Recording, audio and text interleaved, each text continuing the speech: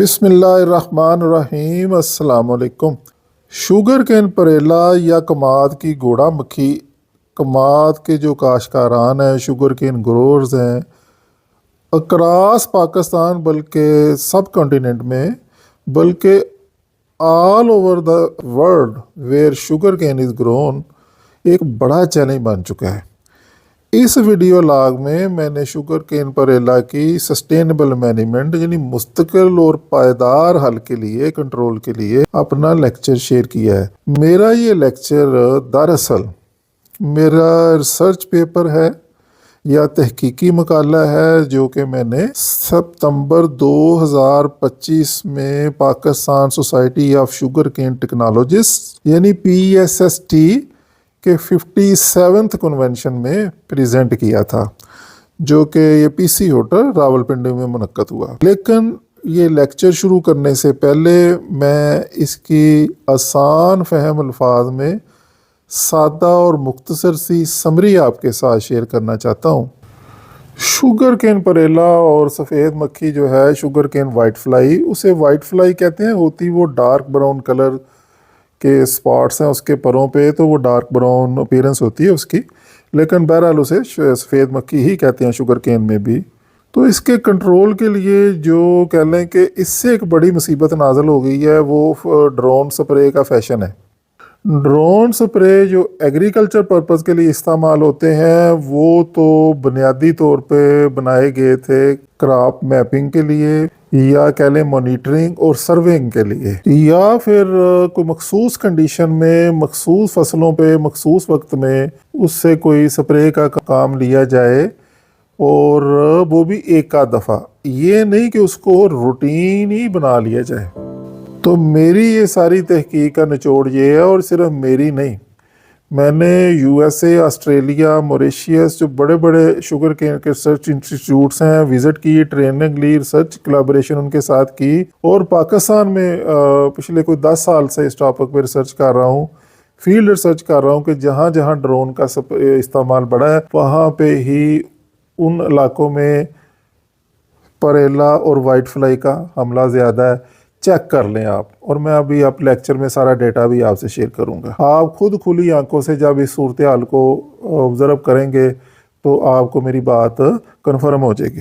अप्रैल, मई और फिर जुलाई, अगस्त, सितंबर में शुगर केन परेला या कमाद की घोड़ा मक्खी, इसकी तादाद ज़्यादा होती है, हमला ज़्यादा होता है। लेकिन जब जब इसकी तादाद ज़्यादा होती है, अगर आप कमाद के पत्तों पर देखें तो इसके दुश्मन कीड़ों की तादाद में भी इजाफा हो जाता है। एग पैरासिटॉइड्स और जो निम्फर और अडल्ट पैरासाइट्स हैं उनकी तादाद में भी इजाफा हो जाता है। ये सारी डिटेल आप मेरे लेक्चर में देखेंगे, ठीक है जी। और ये बात रिसर्च से साबित शुदा है कि ये जो परेला के दुश्मन कीड़े हैं, इसके अंडों, बच्चों और बालों को खाने वाले, ये इसकी 80 से 90% तक इसकी आबादी ख़त्म कर सकते हैं। अगर उन दुश्मन कीड़ों को, जो कि परेला के दुश्मन और किसान के दोस्त कीड़े हैं, उनको ख़त्म ना करें हम स्प्रे करके, जब हम परेला के लिए स्प्रे करते हैं तो दोस्त कीड़े भी साथ ख़त्म हो जाते हैं। बगैर स्प्रे के ही 80 से 90% वो इसकी आबादी को कंट्रोल कर लेते हैं। लेकिन इंसान बेसब्रा वाक़या हुआ ना जी। होता ये है कि हमारे ग्रोअर्स फिर या उनको गाइड करने वाले पैनिक हो जाते हैं, सब्र नहीं करते, और स्प्रे की बरमार शुरू, और फिर ड्रोन,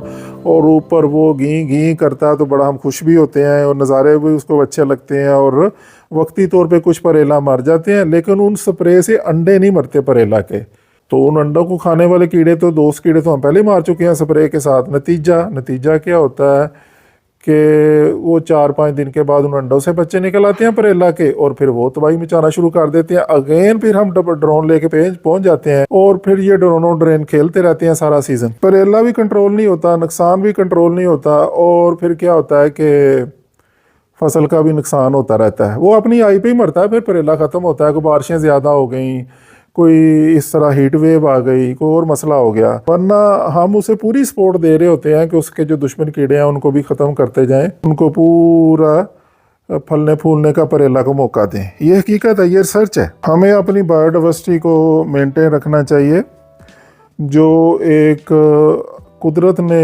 इकोसिस्टम बनाया है, और इंसेक्ट पेस्ट कंट्रोल का जो इसकी इको बायोलॉजी है उसको डिस्टर्ब नहीं करना चाहिए, कुदरत से नहीं लड़ना चाहिए, अगर बहुत ज़रूरत एमरजेंसी है तो वो पेस्टिसाइड फ्लड कर लें, उसका बड़ा ज़बरदस्त असर होता है, और वो भी मैंने अपने रिसर्च पेपर में बताया, आगे जाके आप सुनेंगे। अदरवाइज़ खुदा न खास्ता ऐसा ना हो कि हम कमाद का भी कपास वाला हिसाब कर लें। अब आपसे दो गुजारिशात हैं। एक तो तफसील से, पूरी तवज्जो से, प्यार से, शफकत से इस लेक्चर को सुनिएगा आखिर तक। बात ज़रा लंबी है, खुशक है, लेकिन बड़े फ़ायदे की बात है। और इसमें मैंने अपना जिस तरह रिसर्च पेपर का एक मॉड्यूल होता है, सारी मेथडोलॉजी मेंशन की है, मटेरियल एंड मेथड, जो हमारा डेटा ऑब्जर्वेशन है, फिर उसकी बुनियाद पे जो हमने रिजल्ट्स कंक्लूड किए हैं, फिर उसके साथ जो स्पोर्ट में इंटरनेशनल रिसर्च है मुख्तलिफ इदारों की, जो ग्लोबल साइंटिस्ट हैं, वेल नो साइंटिस्ट हैं, उनके रेफरेंस दिए हैं, उनकी फाइंडिंग बताई हैं, और फिर इस रिसर्च की बुनियाद पे जो नतीजा अखज़ किया है वो भी आपसे शेयर किया है। तो अगर ये बातचीत सारी आपको समझ आए, पसंद आए, समझ आने का मतलब आपको दिल को लगे, तो इसको आगे शेयर भी कीजिएगा। अच्छी बात आगे फैलाना भी सदका जारी है। इसको लाइक, सब्सक्राइब और शेयर का बटन दबा दीजिएगा, और दुआ में याद रखिएगा, अल्लाह आपको अपने हिफ्ज़-ओ-मान में रखे। चलें जी, अब lecture soon. Now request to well-known personality, Dr. Sajjad Saab, come here and present your paper. Dr. Sajjad Saab, as a agri advisors working in Hunza Group. Dr. Sajjad Saab, please, sir.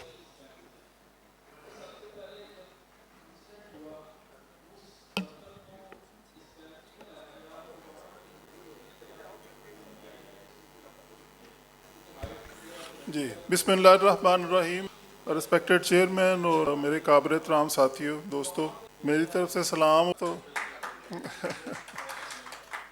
ये एक insecticide resistant management in different insect pests of different crops जो है, उसके लिए हम bio intensive IPM module design कर रहे हैं।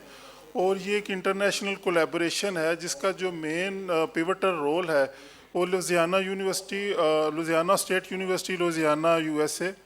और जिस तरह कल डॉक्टर साहब बता रहे थे, बड़ी ज़बरदस्त प्रेजेंटेशन थी। वो कोलंबिया के हवाले से कुछ साउथ अमेरिकन कंट्रीज़ भी हैं, मॉरिशस भी है, फिजी भी है, और ये ना चीज़ भी है पाकिस्तान की तरफ से। तो हम मुख्तलिफ जो ग्लोबल एग्रो क्लाइमेटिक कंडीशन में शुगर केन क्रॉप और अदर क्रॉप्स के लिए भी IPM मॉड्यूल डिज़ाइन कर रहे हैं। और शुगर केन पे सिर्फ हमने ये, मैंने परेला की बात की है, जो हमारा एक सीरीज़ ऑफ रिसर्च ट्रायल्स हैं, उसका एक चंक है, टिप ऑफ द आइसबर्ग है। तो परेला भी, उसमें वाइट फ्लाई भी, बोरर भी, हम बाकी सारा जो इंसेक्ट पेस्ट कॉम्प्लेक्स है उसको स्टडी कर रहे हैं जी। ये परेला माशाल्लाह सारे शुगर केन टेक्नोलॉजिस्ट और एक्सपर्ट्स बैठे हैं। जो हमारा लिटरेचर बताता है, जो हमारी रिसर्च है, कि ये 28% तक यील्ड लॉसेज और 2 से 3 यूनिट्स तक जो हमारे शुगर रिकवरी लॉसेज जो हैं, तो यील्ड और सक्रोज लॉसेज जो है वो परेला का एक सीरियस थ्रेट है। और इसके अलावा परेला का एक इशू ये है कि जो होमोप्टेरा आर्डर के मुख्तलिफ इंसेक्ट पेस्ट हैं, वो अपना जिस्म से एक शहर की तरह का लेसदार मादा खारिज करते हैं, जिस पे काली सी फफूंद उगाती है, जिसे वो ब्लैक सूटी मोल्ड कहते हैं। वो पत्तों पे वो इकट्ठी हो जाती है, तो फोटोसिंथेसिस का प्रोसेस भी जो है वो उससे डिस्टर्ब होता है। अगर इसकी अकरंस देखें, साउथ एशियन रीजन इसका पसंदीदा इलाका है, और ये Pakistan, India, Nepal, China, Cambodia, Vietnam, Thailand वगैरह में शुगर केन का एक बहुत बड़ा थ्रेट है। और यही मुल्क इस पे काफ़ी ज़्यादा काम कर रहे हैं। वक्त के साथ साथ इसने अपनी अडाप्टेशन है वो बहुत ज़्यादा इम्प्रूव कर ली है। ये सिर्फ शुगर केन पे नहीं है, ये आप बाजरा, मकई, चरी, ज्वार, शुगर बीट पे भी आई होती है। इसने अपनी अडाप्टेबिलिटी जो है उसका लेवल बहुत इन्हांस किया, इस वजह से ये इसका ज़्यादा एक प्रॉब्लमेटिक और मेजर इंसेक्ट पेस्ट बनता जा रहा है। तो लाइफ साइकिल के हवाले से मैं कि पत्तों के अंदरूनी साइड पे, निचली साइड पे पैचेस की शक्ल में मादा अंडे देती है।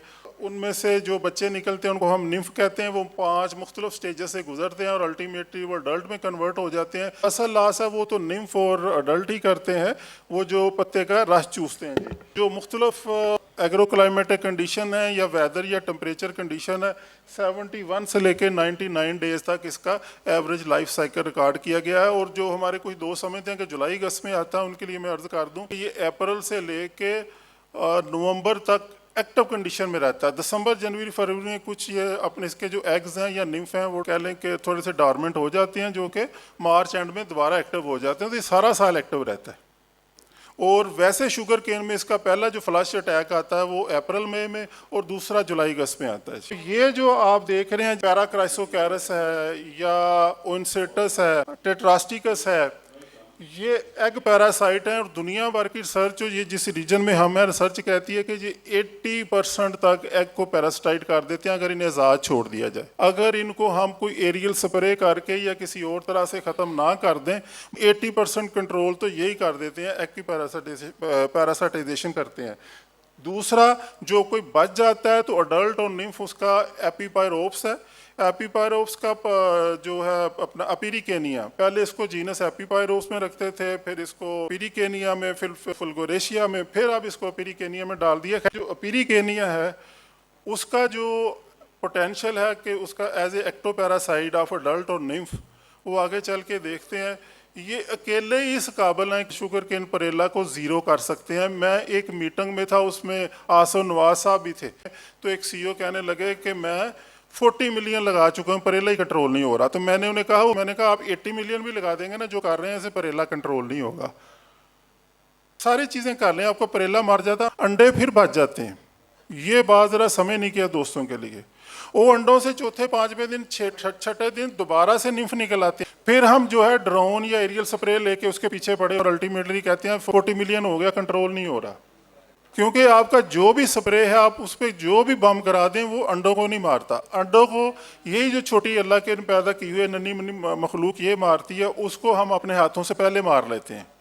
ये जिस हवाले से मैं बात कर रहा था, मुख्तलिफ जो एग पैरासिटाइड्स हैं जो हमें लिटरेचर में स्टडी मिलती हैं और ख़ुद हम भी कर रहे हैं कि 80% तक जो परेला की पॉपुलेशन है वो जो एग पैरासिटाइड्स है वो ख़त्म कर लेते हैं। इनमें ये पोटेंशियल है, लेकिन अगेन इन्हें हम आज़ाद छोड़ें। और दूसरी एक चीज़ आप दोस्तों ने देखा होगा, मोस्टली हमारा गाँव देहात से तल्लक है, जहाँ कमाद पे परेला होगा ना जी, वहाँ ऊपर मुख्तलिफ किस्म की छोटी बड़ी चिड़ियाँ आपको उड़ती नज़र आएंगी, अब नहीं आती। और ना ही ये जो मुख्तलिफ किस्म के एग पैरासिटाइड्स हैं इनकी पॉपुलेशन भी कम मिलती है। इस पर ज़्यादा काम किया है बाकायदा। हाँ अच्छा, वो सर ये होता है कि जब हम ऊपर से आके वो लेके आते हैं ना, वो एरियल स्प्रे और ड्रोन फैशन चल पड़ा ना जी, वो फिर ये अब देखे, पहले सबसे तोता गायब हुआ हमारे देहातों के लैंडस्केप से, फिर फाख्ता, फिर मैना जो एंड पे दी हुई है। और जब मैं मॉरिशस गया वहाँ MSIRI में फर्स्ट टाइम, तो वहाँ उन्होंने मुझे बताया कि हमने आज से 40 साल पहले पाकिस्तान इंडिया से ये परिंदा इंपोर्ट किया था, और वो मास वाई वीडीसाइड के 0 पेस्टिसाइड पे चला रहे हैं। फिजी वाले अगर चला रहे हैं, या तंजानिया में 0 है, 100% ऑर्गेनिक फार्मिंग है वहाँ पे। डॉक्टर साहब ने कल कोलंबिया की बात जिस तरह की है, वो लोग सारा जो है पेस्टिसाइड हमें बेची जा रहे हैं, खुद वो सारा नेचर फार्मिंग पे चलेंगे और कंट्रोल कर रहे हैं। तो अब आप देखें, बदकिस्मती ये है कि अब आपको ये चिड़ियाँ भी नज़र नहीं आती। ये हम अपने साथियों को आस्ता आस्ता मारते जा रहे हैं, तनहा होते जा रहे हैं अपने दुश्मन के लिए कि हमारा जो शुगर केन है उसका गज़ा बना लो आप आसानी से। एपीपायरोप्स के हवाले से बात कर लें जी, जो हमारी प्रीवियस लिटरेचर स्टडीज़ हैं, जो हमारी वर्किंग है, एपीपायरोप्स ज़बरदस्त किस्म का एक एक्टोपैरासाइड है। इसका लाइफ स्पैन बहुत थोड़ा होता है, इसका रिप्रोडक्शन रेट बहुत ज़्यादा हायर होता है, और इसकी सर्चिंग एबिलिटी ऐसी है कि समझ लें इसमें लेज़र टेक्नोलॉजी लगी हुई है, जहाँ भी वो निम्फ या वो जो अडल्ट छुपे होंगे ये वहाँ पहुँच जाता है। बहुत ही इफेक्टिव किस्म का ये पैरासिटाइड है जी। इस तरह के मैले को 4 अंडे नज़र आए ना जी, या इस तरह का स्ट्रक्चर नज़र आए, तो उसको कोशिश करें कि वो ज़ाया ना हो, वो आपके दोस्त हैं, वो आपके शुगर केन को बचाएंगे, आपके इकोसिस्टम को बचाएंगे, आपकी बायोडाइवर्सिटी को सेव करेंगे, आपको सस्टेनेबल प्रॉफिटेबल प्रोडक्शन देंगे। वो मैं बताऊं कि हमने अपने फार्मर को इस तरह ट्रेंड किया हुआ कि वो हमें पत्तों की फ़ोटो खींच के भेजते हैं कि ये हमारे शुगर केन के पत्तों पे मौजूद है। ये टेबल पे आप गौर कर लें, आप ये देखें कि दिसंबर जनवरी फरवरी में अमूमन जो परेला है ये इसका निम्फ या इसके जो अंडे हैं वो थोड़ा सा डॉर्मेंट होते हैं। मार्च एंड में थोड़ा सा एक्टिव होना शुरू करते हैं और अप्रैल में अपनी एक्टिविटी रीगेन कर रहे हैं, लेकिन उस वक्त आप देखें कि किसी किस्म की पैरासिटाइजेशन या प्रीडेशन नहीं हो रही। परेला की आबादी कम है तो उसके जो हमारे दोस्त और उसके दुश्मन कीड़े हैं उनकी आबादी भी कम है। जो जो परेला की पॉपुलेशन बढ़ रही है, अंडे या निम्फ, आप आस्ता आस्ता देखेंगे कि पैरासिटाइजेशन भी बढ़ रहा है, प्रीडेशन भी बढ़ रहा है। ये परिंदे आ रहे हैं आपके, और जून में आपकी तकरीबन मिड लेवल पे पहुंच गई है पैरासिटाइजेशन, मतलब एपीपायरोप्स हैं या टेट्रास्टिकस वगैरह है जो एक पैरासिटाइड है जी। और जुलाई अगस्त सितंबर में ये मैक्सिमम होती है आपकी जो पैरासिटाइजेशन है 95%, जो एग पैरासिटाइजेशन है वो 87%, और इस तरह जो बर्ड एक्टिविटी है वो 67%।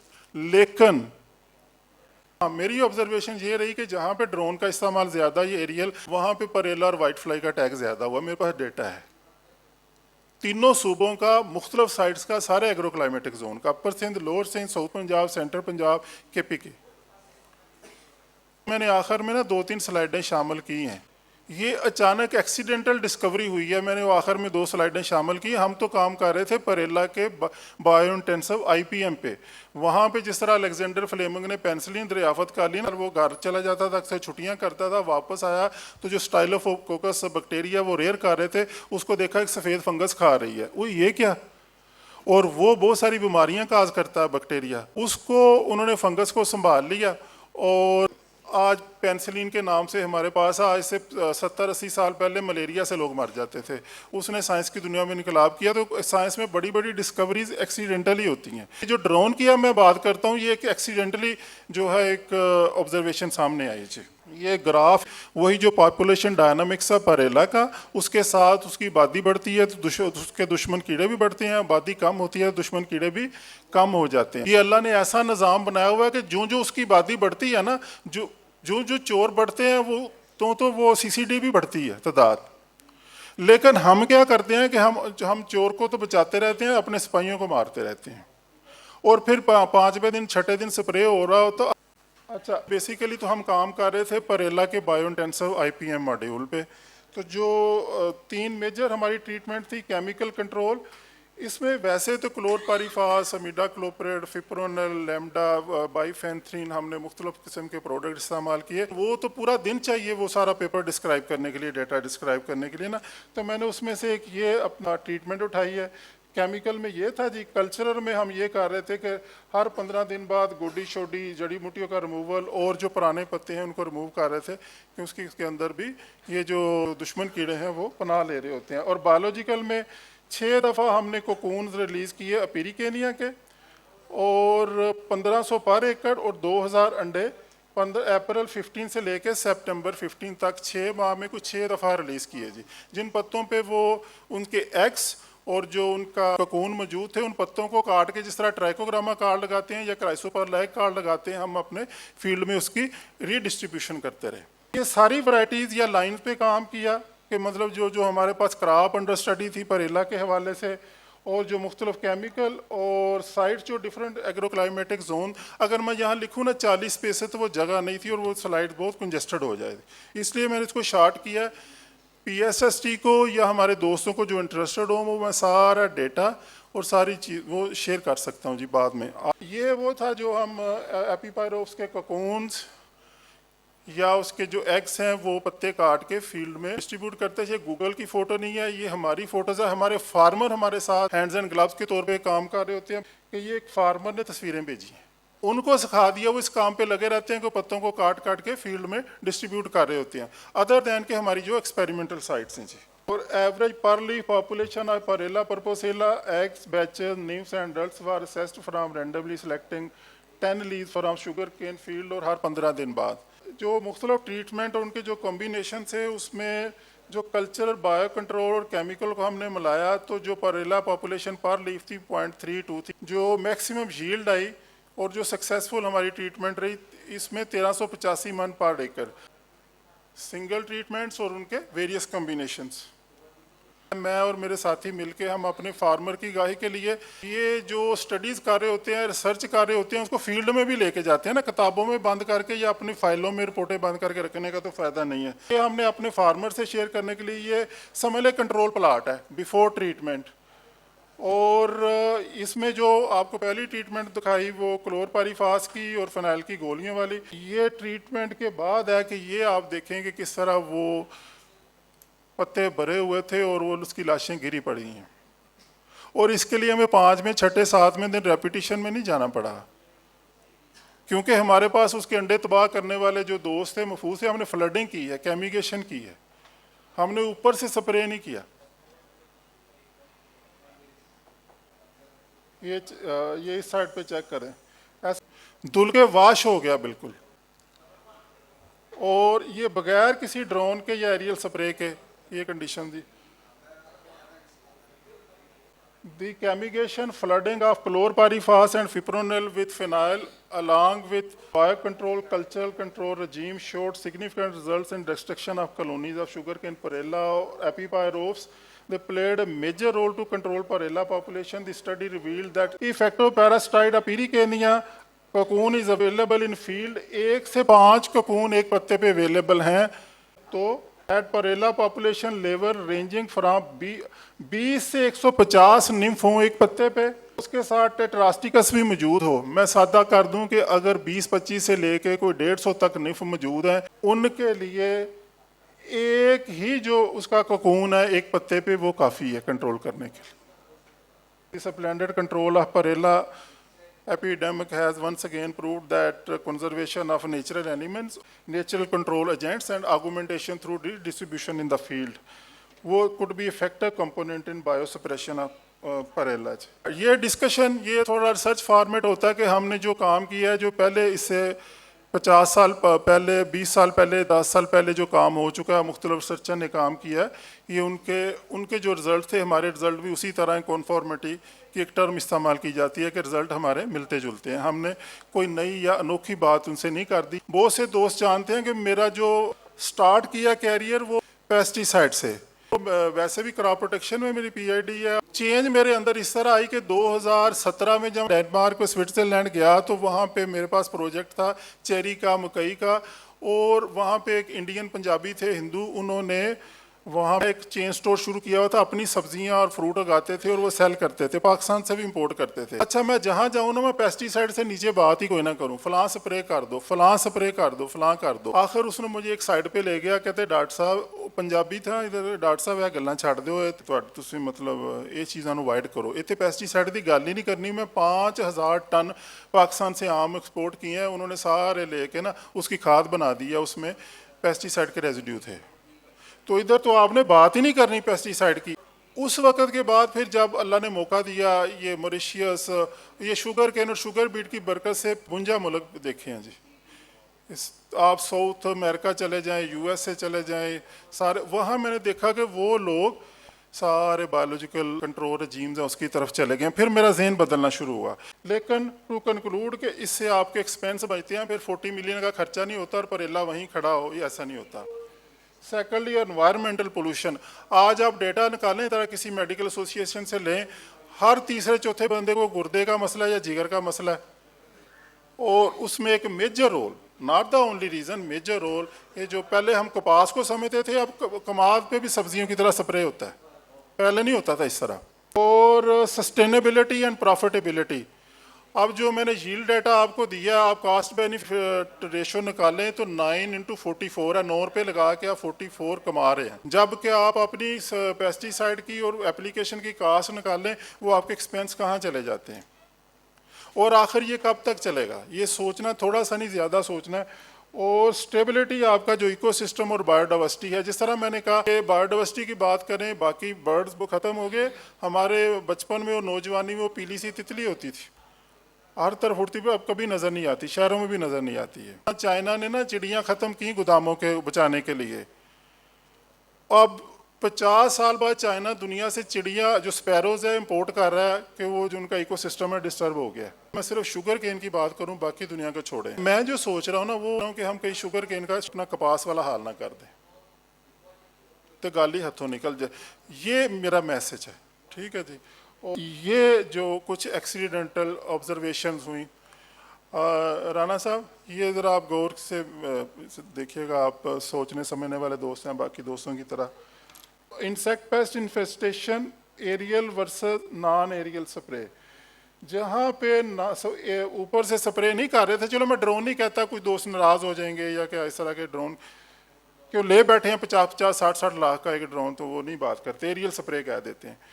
तो नॉन एरियल स्प्रे में जो है वो 10%, वाइट फ्लाई 11%, बोरर 9% और जो पैरासाइटिज्म था 80% एक्टिव। लेकिन जहाँ एरियल स्प्रे होता रहा वो 45%, मतलब अंदाज़ा आप कर लें जी। और इसी तरह फिर एक इस टेबल को मज़ीद थोड़ा सा दूसरे एंगल से घुमा के देखा, तो अब ये देखें कि जो 5 साल की जो मीन वैल्यूज़ है ना जी, परेला, पैरासाइटिज्म और प्रीडेशन की, aerial spray versus non aerial spray में, जहाँ पे स्प्रे नहीं हुआ, अडल्ट और निम्फल पैरासाइटिज्म जो परेला का था वो 90%, मतलब एक्टोपैरासाइड या एग पैरासाइड उसको कंट्रोल कर रहे थे। एग पैरासाइटिज्म 82, बर्ड्स प्रीडेटर्स 95%, और जो एरियल स्प्रे था वो आपके सामने है जी, ये डेटा है। ये 5 साल की मुख्तलिफ एरियाज की मीन वैल्यूज़ हैं।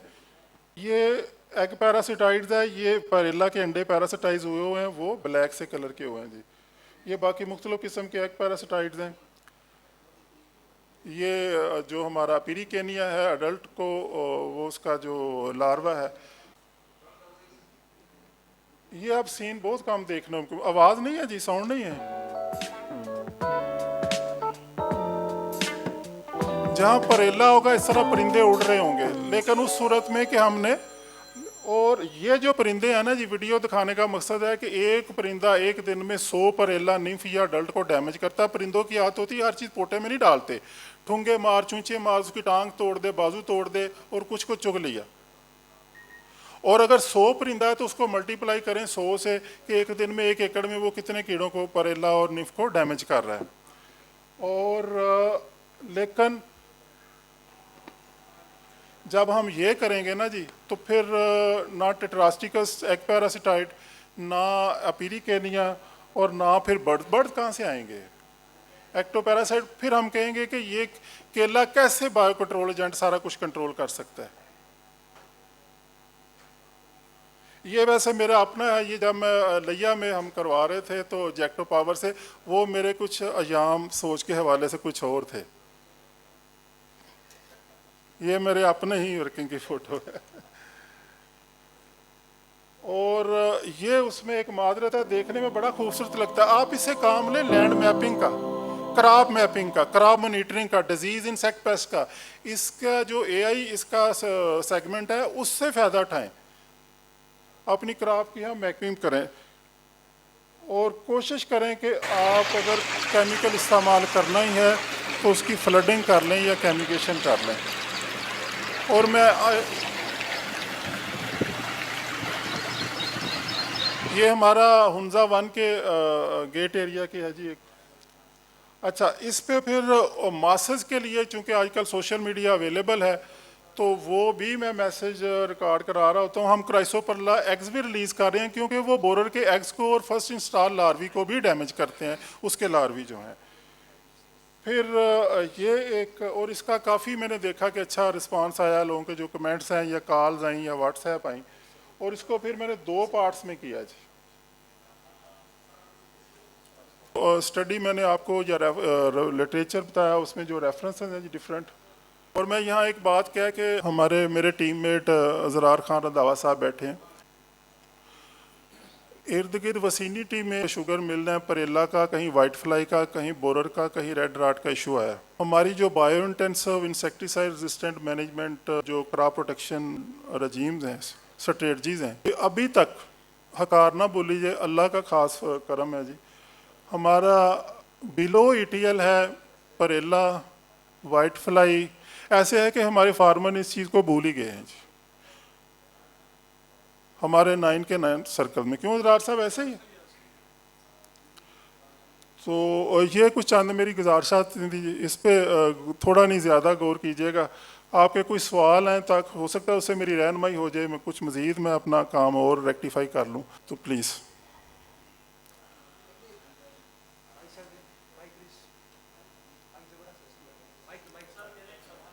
जी जी।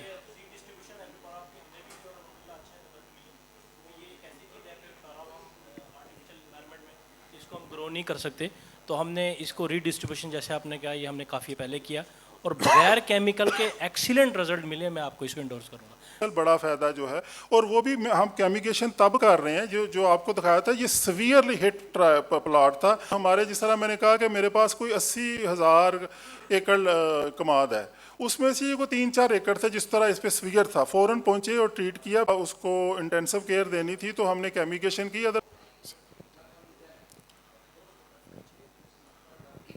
सर जी, मेरे सवाल के दो हिस्से हैं। पहला हिस्सा ये है कि परीला कई सालों में बहुत शदीद आता है और कभी। शुक्रिया। हर साल पिछले कम से कम 10 साल से तो मैं ये देख रहा हूँ कि कोई साल ऐसा नहीं गुजरा परेला या इवन वाइट फ्लाई का ये रेगुलर। अब पहले स्पोरेडिक था जो आप बात कर रहे हैं ना, वो आज से 20 साल पहले की 15 साल पहले की बात है। अब ये रेगुलर मेजर पेस्ट बन चुका है और उसमें बहुत सारे फैक्टर हैं। क्लाइमेट चेंज है, हमारी मिसमैनेजमेंट है, फिर इसने अपने अंदर जिस तरह मैंने कहा ना कि अडाप्टेशन बहुत ज़्यादा इसमें ले आया आपने। अच्छा, मैंने ये नहीं कहा कि ड्रोन बुरा है, मैं उसका एक जो इम्पैक्ट आ रहा है हमारी बायोडाइवर्सिटी पे या इंसेक्ट रेजिस्टेंस मैनेजमेंट पे, मैं वो बयान कर रहा हूँ। तो मैंने कतई नहीं कहा किसी किस्म का भी जो स्प्रे है, अनलेस के अनटिल हम समझते हैं कि अब हमारा बायो कंट्रोल एजेंट काम नहीं कर सकते। आईपीएम होता ही यही है, वो सिर्फ बायो कंट्रोल का नाम आईपीएम नहीं है। केमिकल यूजर्स में प्रायोरिटी आप करें फ्लडिंग। बेसिकली इम्पैक्ट कहाँ तक जाएगा?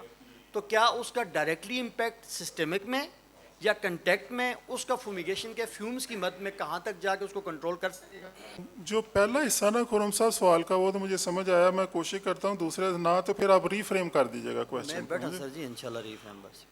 क्लोरपाइरीफास है ना, इसका जो ऑक्सीपिटल मूवमेंट है वो हम कहते हैं फ्रॉम बॉटम टू टॉप किसी केमिकल की प्लांट के अंदर जो मूवमेंट है, ठीक है जी, वो जाइलम के थ्रू, वो क्लोरपाइरीफास में ज़्यादा है। उसके बाद फिप्रोनिल है।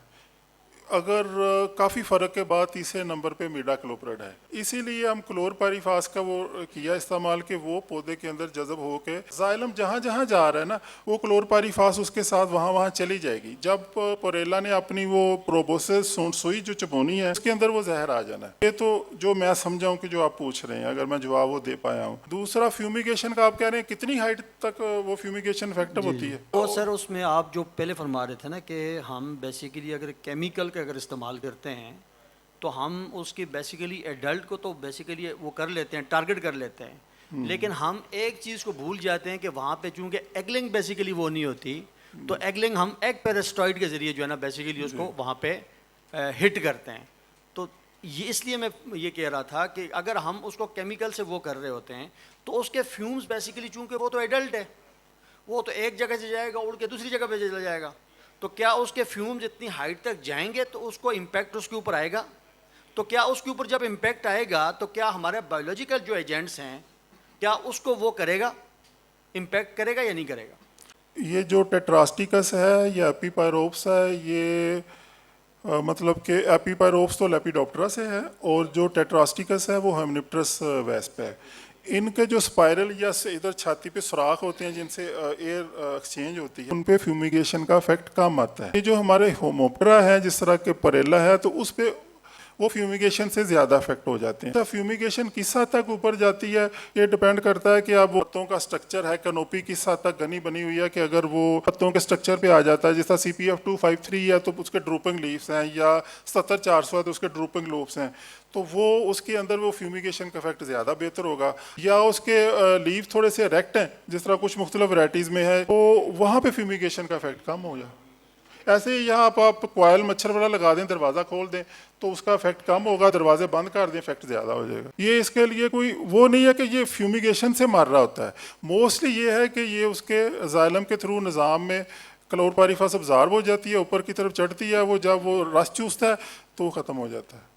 खाली फ्यूमिगेशन के लिए नहीं, वो एक थोड़ा सा एडेड एडवांटेज है, कोई बहुत बड़ा इसका वो एडेड एडवांटेज नहीं है कि फ्यूमिगेशन से ये। थैंक यू जनाब।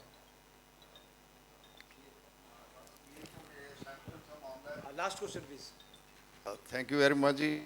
डॉक्टर साहब, मैं ड्रोन एप्लीकेशन को डिफेंड तो नहीं कर रहा, लेकिन अब तो इसके आपको बेनिफिट्स आना शुरू हो जाएंगे in terms of sugar recovery, बस ये मेरा क्वेश्चन है। राना साहब, एक तो आपके सवाल में जवाब है कि हम इंतज़ार नहीं करते, जल्दी करते हैं, बेसब्रे का होते हैं, काली पै जाने जिम्मेदार कहता जी स्प्रे करो। कल जिस तरह मैंने कहा कि ज़रूरत है कैमिगेशन फ्लडिंग कर लें, सफीना में राना साहब मैंने देखा था कि वहाँ पे हर 15 दिन बाद क्लोरपाइरीफास कर रहे होते थे। इर्द गिर्द कई मिलों पे वाइट फ्लाई और परेला का अटैक आया हुआ था और सफीना की फसल जो है हेल्दी थी। ये मैं बात कर रहा हूँ जब मैं अलमुइज़ के साथ अटैच था जी, तो बेहतरीन फसल थी, बल्कि अभी तक वहाँ ये सिस्टम है। उस वक्त ड्रोन का कॉन्सेप्ट भी नहीं था। मेरे पास जो डाटा ना कि जहाँ ड्रोन हो रहा है वहाँ पे ये इंसेक्ट पेस्ट इन्फेस्टेशन बढ़ती जा रही, जो मैंने 2 टेबल दिए हैं जी। जहाँ तक आप शुगर रिकवरी की बात कर रहे हैं, ओबियसली इसमें इम्प्रूवमेंट आई है इंशाल्लाह। इस this year we are hopeful कि अल्लाह पाक करम फरमाएगा मज़ीद और we will be sharing the excellent results with you. Thank you.